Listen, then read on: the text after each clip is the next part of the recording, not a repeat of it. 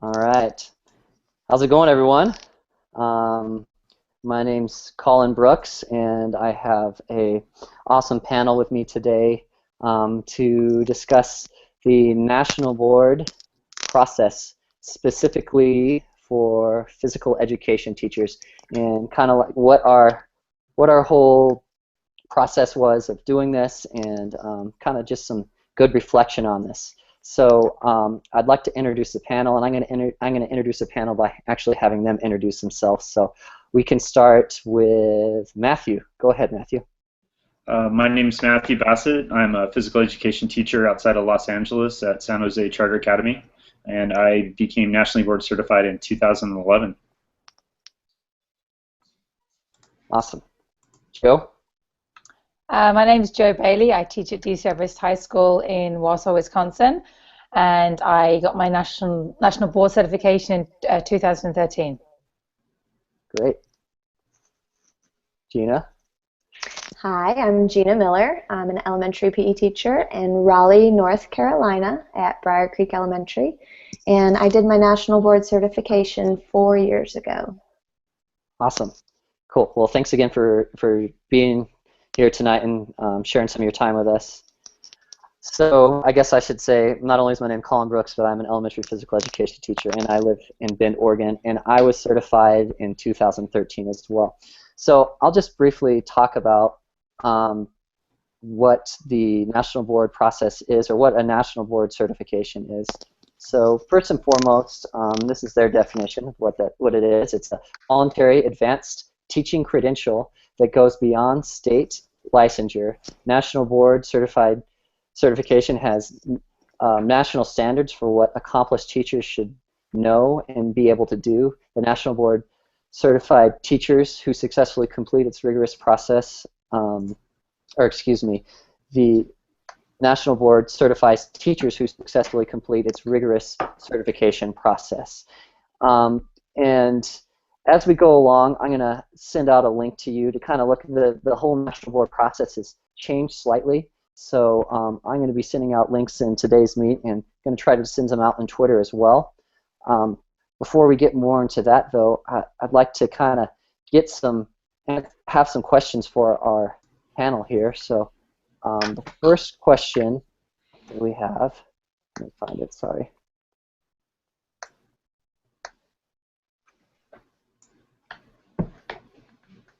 You know, I'm having a little bit of trouble tracking it down. How about you guys just tell me just basic, what was your first experience to the National Board certification? Can you tell me just a little bit how you got introduced to it? Go ahead, just whoever wants to start here real quick. I'll start off if you want. Go ahead, yeah. When I moved here, 10 years ago, I was chatting with a colleague about the way the whole kind of improvement system worked. I came from a slightly different system overseas, and quickly learned that you need to progress. Masters was the most traditional path, but he had his national board certification and was at that point the only person in our district who had it.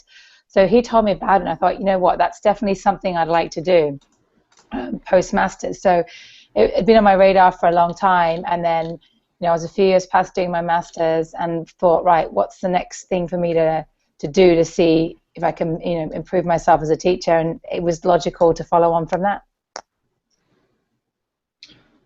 For me, I got introduced to the Subject Matter Project in California, which is a really well-kept secret. And from there, one of the people had introduced me into this process of National Board certification. They were really trying to increase the number of California teachers.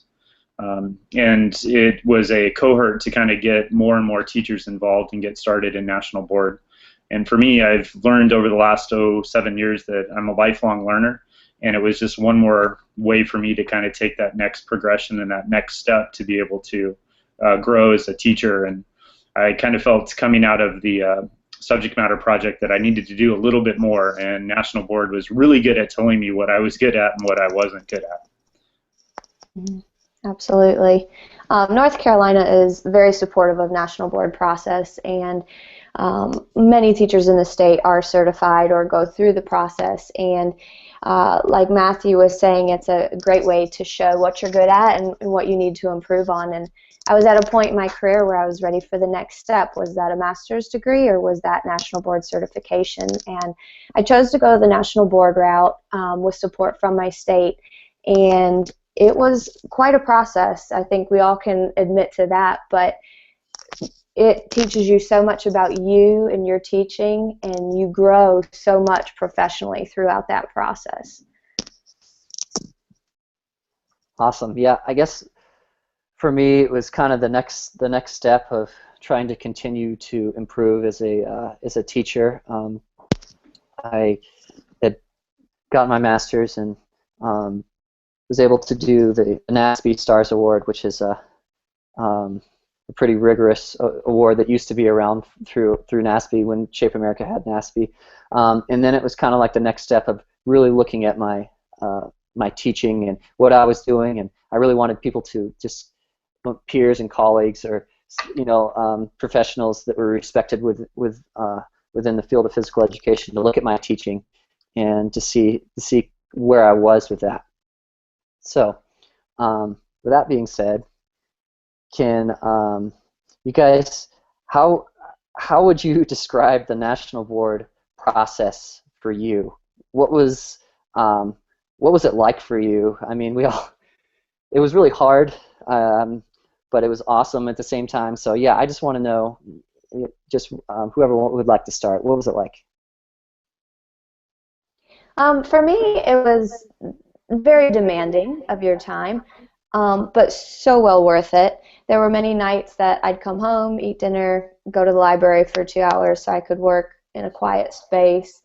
You have to be completely organized. You have to read everything over and over and over. And I don't know about you guys, but as soon as I read questions for the entries, I'd really have to process it and digest it and read it over and over and really figure out what were they asking, and then I would plan on from there. I also teach in a year-round school, so I had to juggle kids tracking out of school for 3 weeks, and then they would come back, and then, if there was an assembly or it was picture day, losing the gym, things like that. You just have to be really on top of your schedule, what your entries are going to be. But as we've said all along, it is so rewarding because you really figure out what your strengths are, and it's kind of nice being able to talk about your strengths, and then figuring out where your weaknesses are, or maybe not a weakness, but something you can improve on and work on that, and it just gives you tunnel vision on what's most important in teaching. So it was a process. It was worth it. Awesome. Cool. For me, I think it was a huge process. I was kind of told that it would be about 300 hours to get certified, and I remember thinking at the beginning of the process, there's no way this is going to take that long. But by the time that you get in and you start reading the questions, you start to go, well, I didn't answer that very well. You go back over it, especially the last week when you're actually putting your portfolio together to send off in the mail. That took me, it felt like 40 hours just by itself. So it added up really, really quickly for the whole process to get done. I like what you said, Matt, about being a lifelong learner, because I think that's something I hadn't realized until a few years into my career, that you become a teacher, but you're so far from done. It's frightening. It's like you're just beginning. And I also spent hours and hours at the library every Sunday from 1 till 5. That was my big chunk of time to work. But from a reflection point, I mean, it really did teach you to say, okay, what did you do? I mean, I remember we had a cohort here who met up one Saturday every month, and we would go through various aspects of the process with mentors who were had already obviously certified. And it really was a case of, what did you do? What, so what you did, so what, now what? So it really made you pick apart what you did, and the writing style was so different from anything I'd done before in terms of, masters or academic papers. So, but I actually really enjoyed it. It was eye-opening. You know, so it's not always easy to turn your fingers at yourself and look at. It's nice to see the things that you're doing well, and it's very eye-opening to see the things that you thought you were doing well, and then you realize you're not.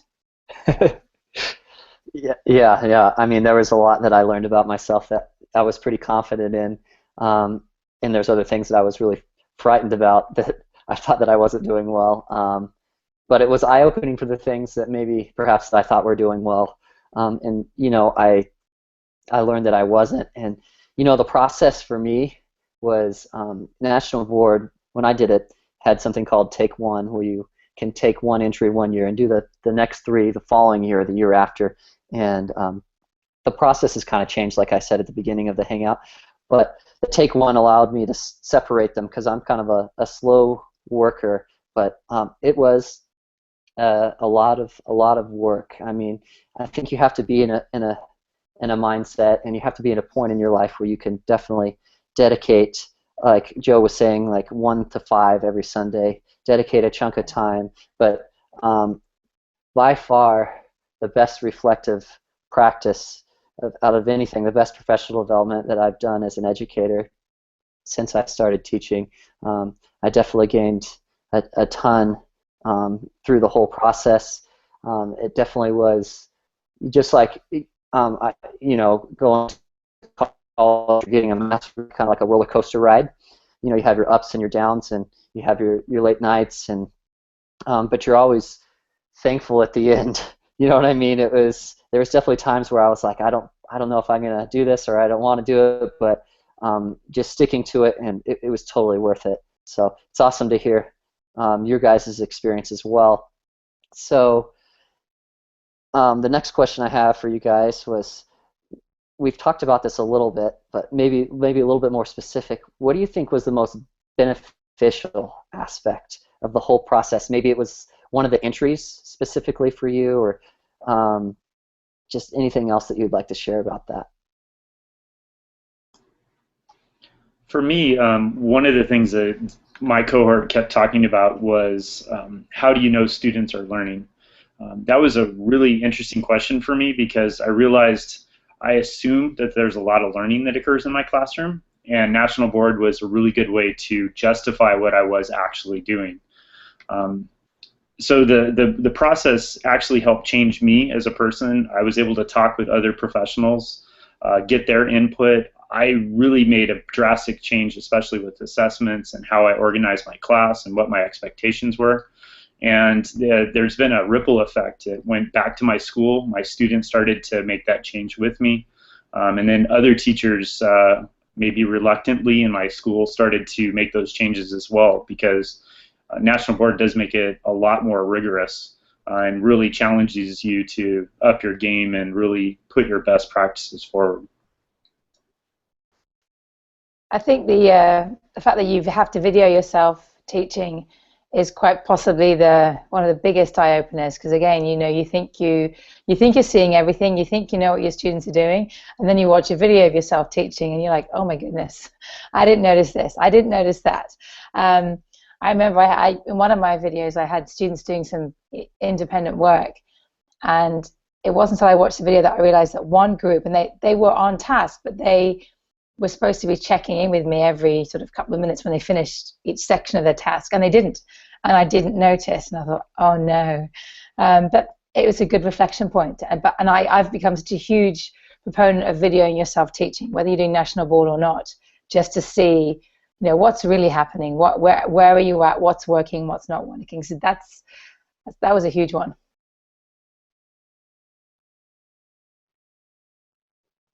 I think a big benefit is reflecting on you and your growth as an educator, and sometimes it's hard to put into words what you gain out of certain experiences, and this is one of those.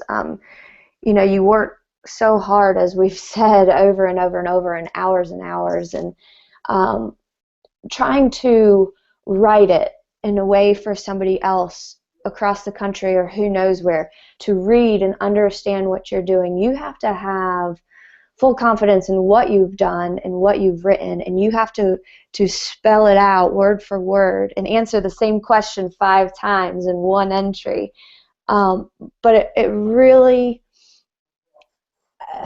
I don't know how to say it. Maybe you guys can jump in and help me, but being able to communicate what you are doing is so important. And you know, advocating for our profession right now is huge, and we all need to be doing it. And when you're writing national boards, you're advocating for yourself and your program, and that's a huge benefit when you can show what your value is and what you're doing. And then going back to what Matt said about how do you know that what they're learning, that's an important step that every physical educator needs to have, is how do I know my students are learning? And this process will definitely get you there. Yeah, you know, I totally agree with what you're saying. Just from like an advocacy point of view, you know, just being able to advocate for your program, and show what you're doing and show that you're working towards or becoming an accomplished teacher was huge, you know, for myself within my district, and helped continue the growth of my program for sure. As far as, you know, becoming on the first name basis of like the superintendent and him knowing who I am, and them, the district looking at physical education in a different light. And you know, I think that as physical education teachers, we're not always heavily evaluated, and those whom evaluate us are focused a lot in other areas. So having the ability to evaluate ourselves is huge for us. So the whole process, that whole part of it was huge for me. And specifically, I guess for me, was assessment, and the fact that I don't know, I was just concerned about the assessment entry itself, and out of all the entries, that was the one that I was able to score the best on. So the whole process of me looking deeply into how I was doing it and how I was going to go about doing it was really helpful. And Matthew, like you were saying, the whole ripple effect, you know, how it impacted me and impacted my students was just awesome, and continues to be. So is there anything that you guys can think about besides, Gina, you hit a little bit about the advocacy, but as far as advocacy with the National Board Certification, did things change for you guys a little bit? Were people able to see your program differently or anything like that?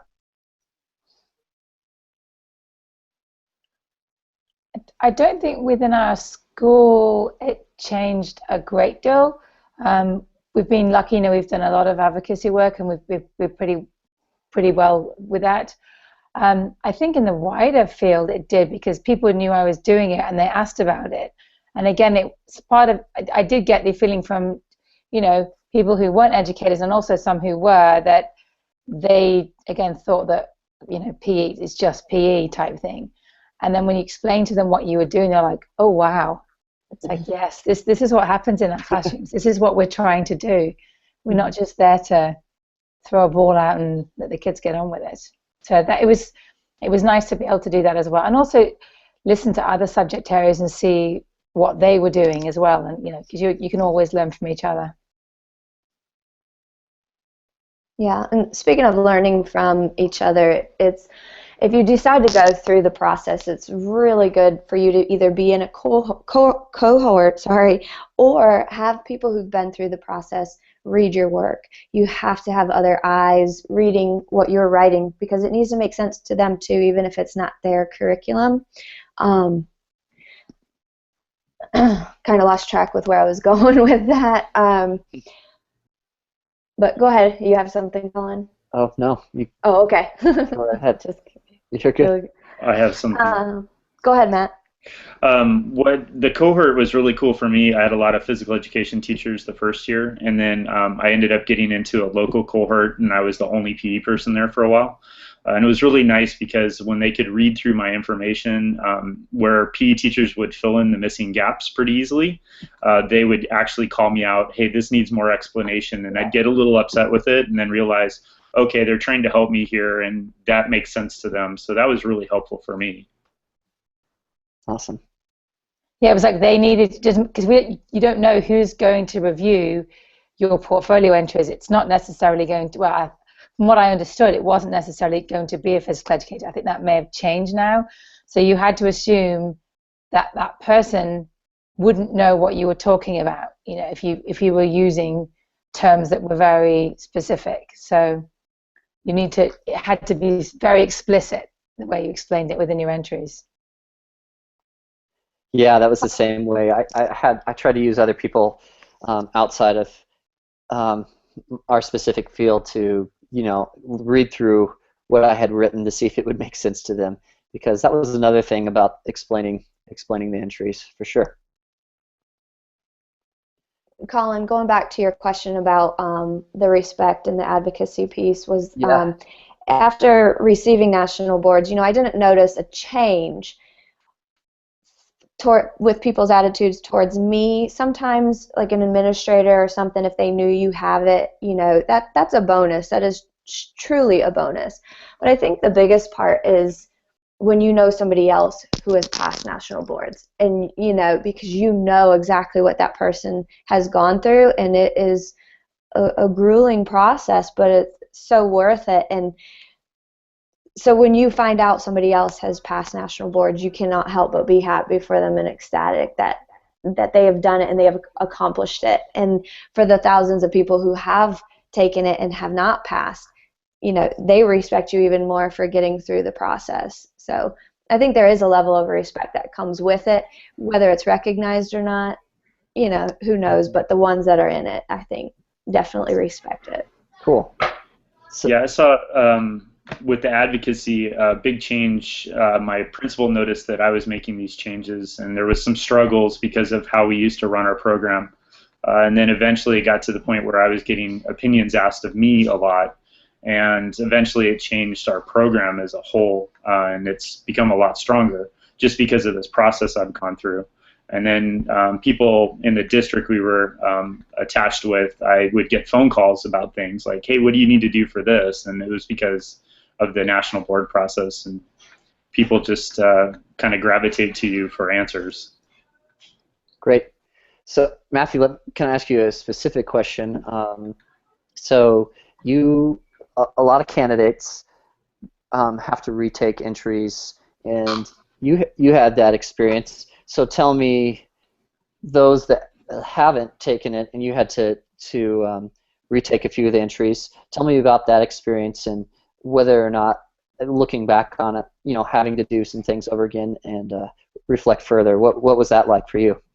Well, the process with my cohort started about a year early, just documenting and getting myself ready. I thought I was pretty prepared for the first one. Didn't do as well in the portfolio part as I wanted to. The entry 3, I scored pretty low. I was doing an activity I was really proud of. It was a very outside of the box activity, and where I think was the problem is I had a hard time explaining that in my writing. So the second year I redid entry 3 and then entry 4, which was the teacher as a student teacher leader. And I kind of made sure that I stayed inside of the box a little bit. It was a lot easier the second year just having to do 2 entries over instead of going through the 4 entries plus the written assessments. And I just really stuck to the basics, and I was able to concentrate on one thing. And the 1 entry alone was able to help me get over the threshold that I needed to get to national board certification. Yeah, I think that's awesome, because we tell our students it's okay to fail or make a mistake, but because of that whole process, I mean, you totally grew a bunch from that. So I think that's great. I mean, we all grew a bunch, but whenever you have an opportunity to redo something, I think it's it's an important thing. So I think a common question that a lot of people that are considering the national board process is funding and how to go about funding. And in a second, I'll ask you guys a question about that. But so there's going to be, with the new national board rollout, there's going to be four different components to it, and each component will be priced at $475. And I tweeted out a link a few minutes ago if you are interested in taking a look at those components. So were you guys able to receive funding? Can you talk a little bit about that? I did, not full funding, but the Department of Public Instruction in Wisconsin at the time gave a stipend for half of the national board fee, which was, for me, it was $2,500. So they refunded $1,250, which, you know, if you compare that to master's credits, I mean, that's a lot. It works out pretty well. In addition to that, there was no support from my district. I know some districts do give support. There was nothing from them. After you certified, the DPI also gave you up to $2,000 in reimbursements, some of which you could use towards fees that you'd incurred during the process. So part of registration fee if you were buying materials for that, transport to and from workshops and those sorts of things. So with those two, that together, I think from the costing point, it was good. And in addition, when you are certified for the next 9 years, you can claim a stipend of $2,500 a year in Wisconsin. If you're in a Title I school, then that's $5,000. It goes up to $5,000. So it's a nice little bonus. Yeah, that's nice. I did have assistance from North Carolina when I went through the national board process. They helped many candidates with the payment through that. They don't help the same now. I'm not exactly sure how that process works now, so I don't want to speak for it. I know they assist in some form, but I don't exactly know how. But at the time, I was lucky enough to have assistance. Awesome. In California, we had a California state fund that allowed us to take, I think it was half off of our whole process. And then I was a part of a cohort that ended up helping us fund the other half. I think I had to pay $65 the first year. The second year, when I went back, I ended up going to a new cohort. There was two in the LA area, one at UCLA and one in Fullerton in Orange County. And they actually funded quite a little bit of the retake that I needed, and I think I only spent about $100 or $200 total that year. So it was under $300 for me to certify. Cool. So I guess for me, I had my state paid for half of it. They paid for half of it because we are an ELL school, English language learner school. So because of that, yeah, I was able to get half of the $2,500 cost paid, and then my district paid the other half. So we had someone within our district that actually worked in my building that was kind of the head of the national board for our district and trying to gain interest for candidates. And she was the one who told me about that whole thing, about the my state being able to refund me. So did you guys seek out your funding? Did you have to seek out your funding, or were people there within your district? Like, say, if I was a new or a physical educator that was looking for funding, where would I start? I would start with your state. I found very quickly on the DPI website what was available. I should add that they have actually taken away the $1,250 stipend now, so that is no longer available to help towards the process. I know they also have a list of which districts support it and give funding as well. But I would, the other thing I would suggest to anyone is approach your district and ask them. You know, there's no harm in asking, is there funds available? Can this be supported? Is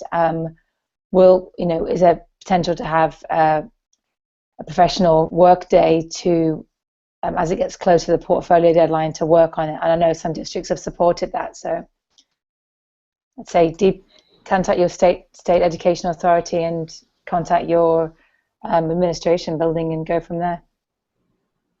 Awesome. I also think that the local APERD or state APERD organizations might be another good avenue to double check on.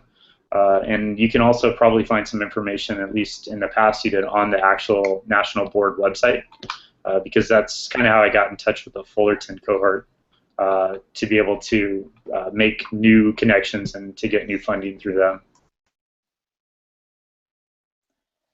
Actually, what Matthew just said was a really good point. I know that within that, certainly when I did it, you could put yourself up for a scholarship through the National Board website, and third-party, I think it was either companies or people could donate, and you could be selected for a scholarship if you put your name forward for it. I wasn't.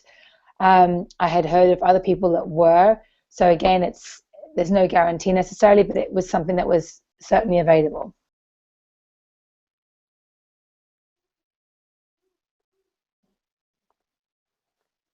Awesome. Okay. Well, so I just, on today's meet, everyone, we just had a question, maybe think of something. So from Carrie, she's wondering, having only an outdoor space, do you think this would affect the ability to compete or complete the process? What do you guys think?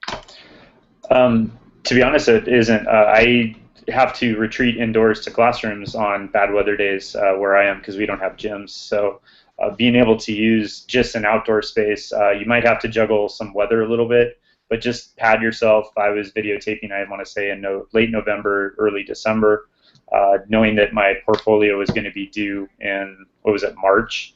So I just made sure I had a little bit of extra time in case the bad weather came in on those rainy days where I was going to want to videotape. Cool. Yeah, I totally agree. I think that you just kind of find a way to do it. I think that you just plan ahead, maybe ask whoever and just check the weather. Brings up another question that I have in mind. Does anyone else have anything to add to that? I would just say, I think, if you can manage your AV equipment, because that can be a concern, as long as you have a mic that the video camera is going to pick up on, and if you have someone who is videoing you, you instruct them on how to do it. Some of the inside acoustics are dreadful. Maybe, a windy day outside is not going to be your best choice, but also be prepared to video yourself way more than you think, because anything can happen. You can be interrupted. If it's going to go wrong, it's going to go wrong. But then again, you're also not looking for the perfect video either, and they recognize that, because, and to be honest, it's almost better if something doesn't go right, because that gives you something to reflect on.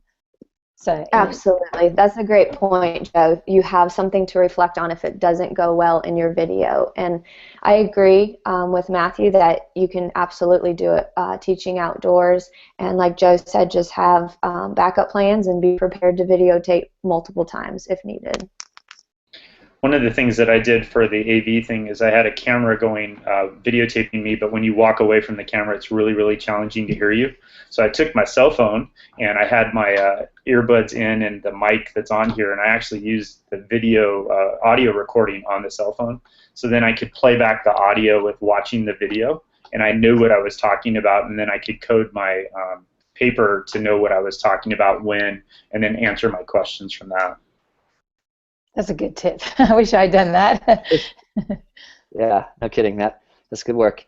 I think videotaping is kind of what scares a lot of people, or they're really concerned about it. I thought it would be good to have my administrator come in and videotape me, just from an advocacy standpoint. Having her come into my class multiple times and watch and kind of go through the process with me, and knowing that I'm a physical educator going through it. Yeah, I mean, I think it was a worthwhile thing for sure to maybe think about asking your administrator to help you out and be part of the support team for yourself. As far as videoing, another option to practice, or another good idea is, as Joe was saying and everyone was saying, that we should definitely be prepared for anything, is if you're at the elementary level, to have the camera set up quite a bit for a while within the class that you're going to videotape. My students tend to want to be in front of the camera whenever I set it up. So the more that it's set up, the more it's not a big deal. So that's just one one more suggestion that I would add to videotaping. Do you guys have any others that you would add to that? If you're using a wireless mic, make sure you have backup batteries. I had one where the batteries went out halfway through, Oh no. and it's like that's that one done, finished. But yeah, even at the high school level, they want to be on the video. So Oh, yeah, I'm sure. Absolutely. And, check out your equipment before it's time for taping. Check it out as soon as you decide to do national board process. Get familiar with the equipment you have available to you, whether it's personal or from your school. Figure out who knows how to operate that. I like Colin's suggestion about an administrator. And if that doesn't make you feel comfortable, find somebody who feels comfortable working that equipment and knows how to operate it correctly, especially the wireless mic. I would say to also get a really good tripod out there. That way it's not bouncy. I had actually somebody that was going to come out and videotape me one day who didn't show up. So I had the tripod, and you can see me in the video running over to the tripod every once in a while and repositioning so people could see. Just one of those things that I just kind of dealt with during my taping, and it worked. Awesome. So what about when you are getting, like, say you've written one of your entries, or how did you guys go about finding people to edit your entry? I know that a lot of us had cohorts. I kind of had, I guess, a mini cohort. I had a few people helping me. But what would you suggest? Because some of the entries are pretty, or the components now are pretty lengthy. How did you go about saying, hey, can you look at this 20-page paper? I mean, what would you say your suggestions about that? I had, sorry, go ahead, Gina. I was just going to say, definitely don't have one person read all of your entries. Pick and choose who you feel would be the best reviewer for particular entries. And if it's somebody who's gone through the national board process, they know what they're getting into when they agree to read it over. But just don't be afraid to reach out, and don't be afraid to ask people their opinions and their feedback. Go ahead, Joe. I was going to say this pretty much the same thing. Yeah, don't take the feedback the wrong way. You know, it's every bit of feedback I got was very useful. But sometimes, and this was the same for other people in my cohort, it was crushing to have worked really hard on something and then be told, no, you haven't really answered this question. And you're like, what? And then, you reflect and go, yeah, you're right, I haven't. And you'd always rather find out before you submit it than find out when you get your results and find out that, no, you weren't there. So be prepared for a lot of ups and downs. The people that I asked, I had some people obviously in my cohort, and then I had a few other MBCTs who were physical education, and they were more than happy to have a look over stuff, and I really welcome their extra input. They were fantastic. I found a lot of help with having people that had already been certified to go over some of my information.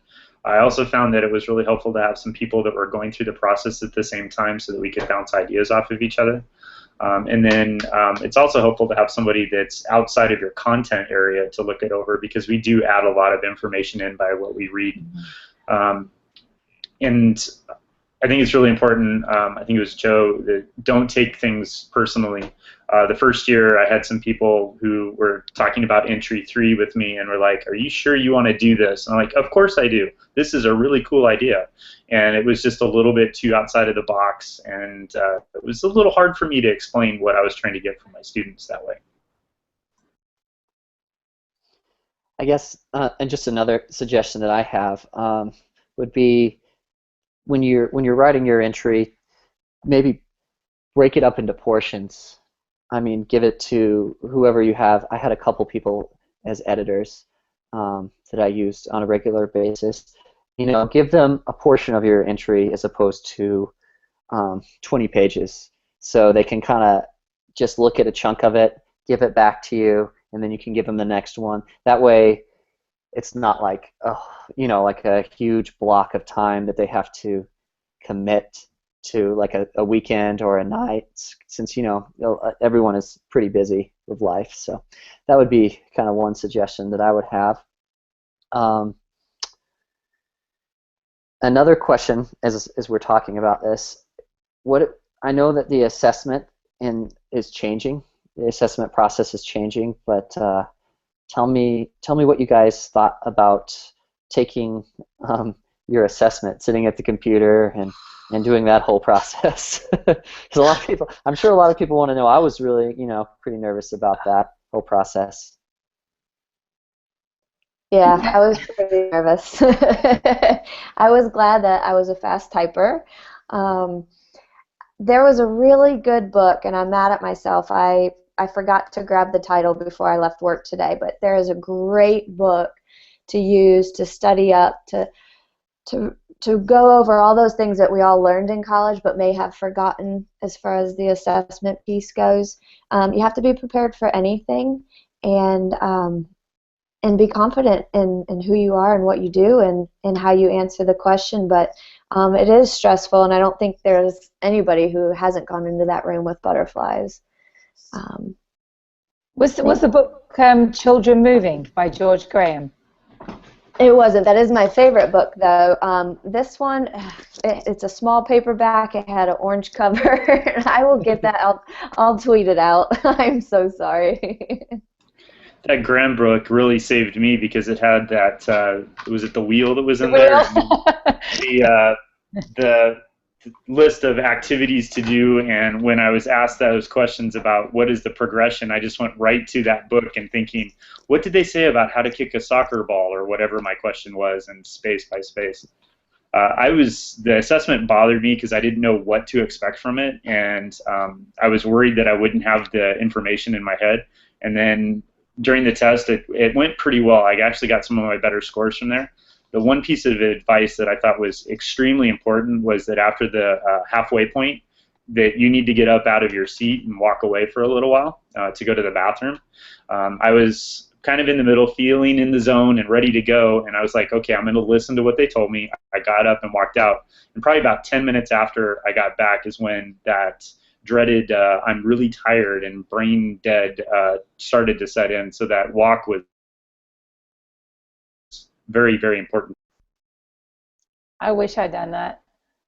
There was one point where, and I guess a lot of us are kinesthetic learners, I needed to get up and do something so I could remember a process in my head by doing it, and I couldn't. Well, I guess I could have. I should have gotten up and just done it, and I didn't, and I was like, ah. But yeah, it was a quick 3 hours, but it was a very long 3 hours. And one thing I did do when I was done with it, I unloaded everything. I wanted to remember what I'd done so I could kind of process each section. So I just sat down and wrote down what I'd been asked and what I answered, just so I could reflect on, okay, how well I thought I'd done. And there was one area I thought I'd done better on, I didn't do so well, and one area I thought I hadn't done particularly well on that I did much better than I thought. So who knows? I can't remember. It was 4 years ago, but weren't there some sample questions of like, this is maybe something along the lines of what type of question you'll be getting? Okay. And they were helpful. They were very helpful. Yeah. Was that was on National Board's website, right? Okay. I only had it, I believe, for the first 2 assessment center exercises. And I was like, why isn't there a sample question for the rest of them? But it did give you an idea. And I think one of the biggest things on those was making sure that you read all the prompts that you were given, because there were several different sections for each question. And also, if nothing else, getting something down. This doesn't have to be perfect English. Never mind about grammar, just get it down. Because even if you can demonstrate that you knew something, it was better than trying to perfect the art of English while under stress. So that was good advice I was given by someone. Yeah, I was giving some advice that was similar about the writing. I did one of my entries assessment pieces as bullet points. I think it was the one about the progression that you went through, and I just started labeling them off really quickly. I totally ditched the paragraph format, and that was the one assessment that I scored the highest on. And it was just because I got information onto the screen much more important than making sure it sounds all perfect. Yeah, there was no spell check. So that stressed me out a little bit. But then I was like, this test is not about spelling. It's about making sure that I can articulate what I know about physical education. I was just a little worried that I was hoping that they'd be able to still read that through some of my misspellings. So yeah, when you go to a testing center, just be ready for that. No spell check. So what do you guys think about laying out like a timeline? How did you three lay out this timeline?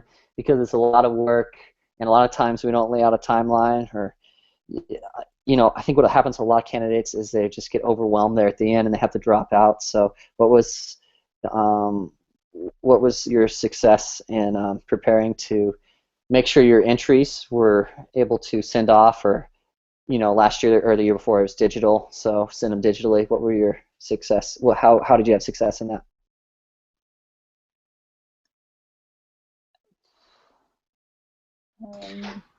I think I was kind of lucky. I had a good cohort that kind of had some systems into place to figure out what would be a good guideline of where to work. If you're starting to think about national board, we're getting a little bit late in 2014 to feel like you could jump on to 2015. So you may want to think about spending a year kind of researching what are they asking, what are the different parts, finding the cohorts, finding the funding. That way you can kind of get everything in place so that when you're writing all these things up, you have the documentation, you have the background, so that you can go full board and get it all done in 1 year. Yeah, definitely do your research ahead of time. And there are resources out there. There are timelines that have been, I don't know if it was just in my district, but we had timelines that kind of helped guide us at where we should be at each point. Organize yourself. Don't be afraid to start early. Really understand what they're asking in the questions. And it might take you 20 times reading a question to figure out what exactly it is that you need to say. And I think it'll come naturally as to things that you've taught before that you feel might be good for this entry, or something you've taught before that you can improve on, and this is a great way to do it because all your focus is on that one particular thing. But start early. Start early. Don't procrastinate until the end. Don't procrastinate. Yeah, it's definitely. I mean, I thought about doing my national boards probably 2 years before I started it, and like I was saying, I think you have to be in a place in life where you can set aside that amount of time, if you have family, talk to your family and be like, this is what I'm doing and I need this such and such time. I think those things will really help you to be successful. And yeah, definitely no procrastination. I mean, it's something that can get out of hand pretty quick because it's quite a bit. So it's, Absolutely.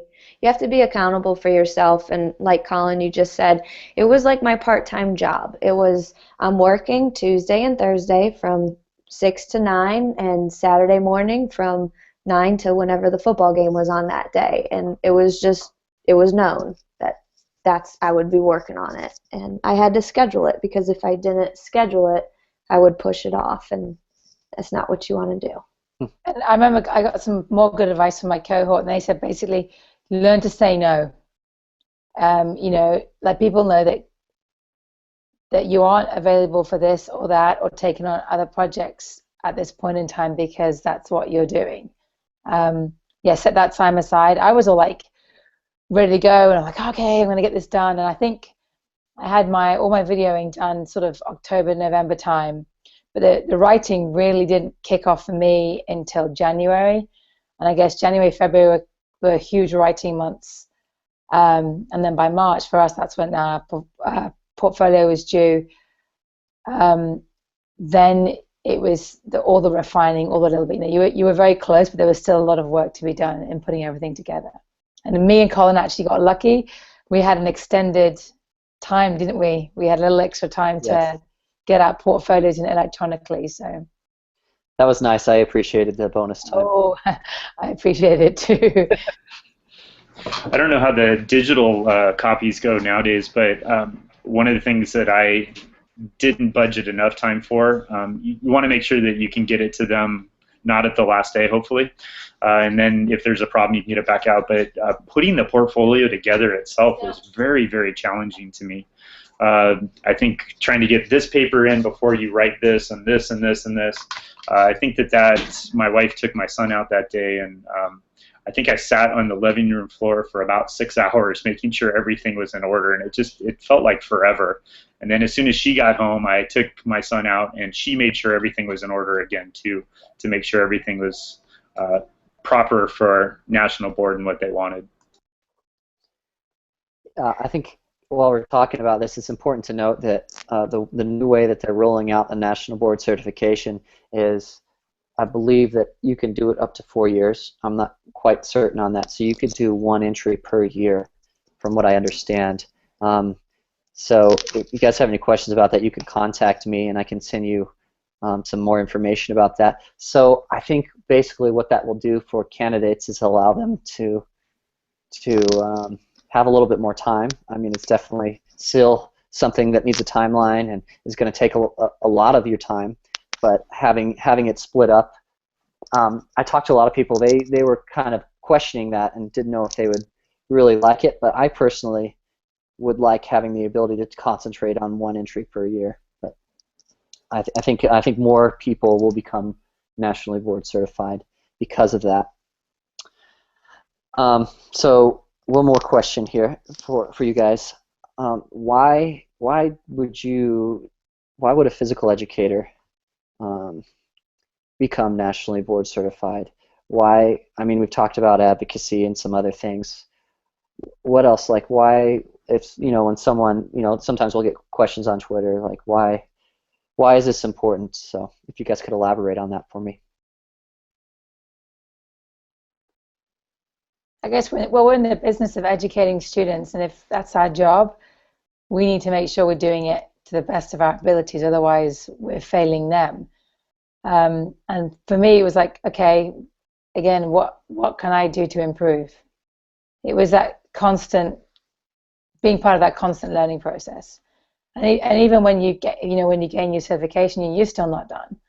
There's always more to learn. So.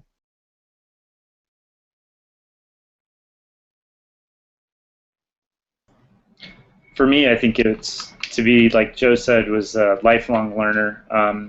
I'll be honest, and I can't believe I'm admitting this on a Google Hangout. I had gotten into some bad habits as a PE teacher.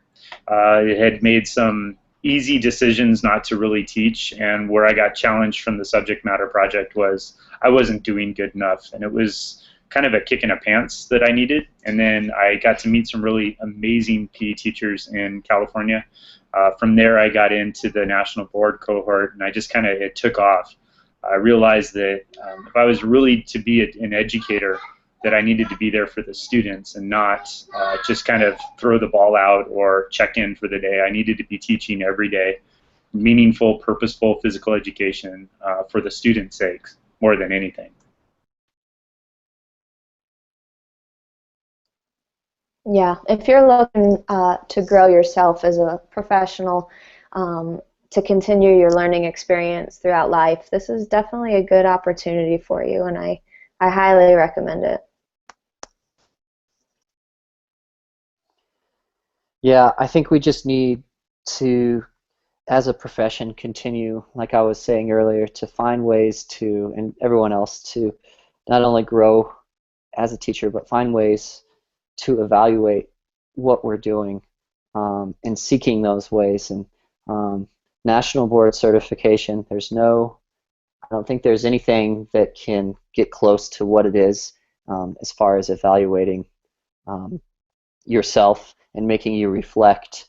And Matt, I think that's awesome. That is exactly what educators need. You need that kick in the pants. And yeah, just national boards are a great way to do that. So, do you guys have anything else to add?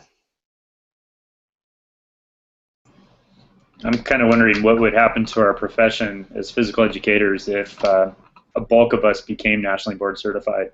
especially when all we see are the bad examples on TV, and we all know of those bad examples that are actually in our schools. To actually have a teacher that could change a stereotype, we just need to kind of get out in force and show what the good ones are actually doing. Good point. I would just highly recommend it.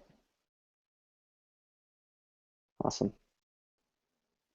Absolutely. And don't be afraid to reach out to people you know that have gone through the process, or any of us. We would all love to help in any way that we can. Totally. Yeah, and so this, if you're watching this live, it'll be back on YouTube whenever you want to watch it, and then I'll post it in the Phys Pedagogy blog, and you can comment there or reach out to any of us on Twitter. So yeah, thanks a lot to all three of you for spending an hour chatting about and reflecting on the National Board process. Appreciate it. Thank you. Absolutely. Thanks for letting us be a part of it. Thanks for having us. Yeah. Yeah, no problem, guys. All right, everyone. Thanks for joining us.